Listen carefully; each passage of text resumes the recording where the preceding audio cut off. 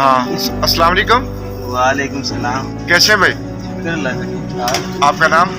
रिजवान नाम। अच्छा, किस नाम से आप ये अपने शॉप चला रहे हैं? बट सजी। बट सजी नाम से। और ये किस जगह पे है? ये मुजफ्फराबाद आज़ाद कश्मीर में है। ख़ास कौन सी जगह है? Central plate. Centre plate.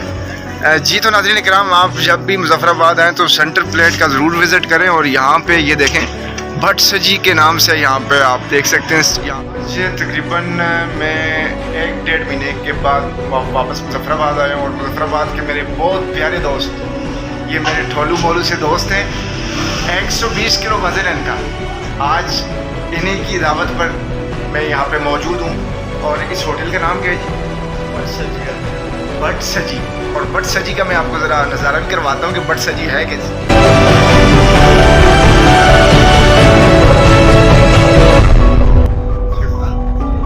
अभी हम टेस्ट करते हैं ये कैसी है।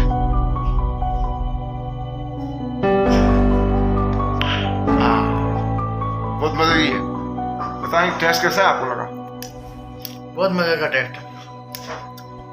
अगर आप मुजफ्फराबाद आए हैं तो सेंटर प्लेट में आप यहाँ पे आए ना, तो बट सजी वाला यहाँ पे होता है। बहुत ज़बरदस्त सजी है, तो यहाँ विज़िट करके ये ज़रूर टेस्ट करें।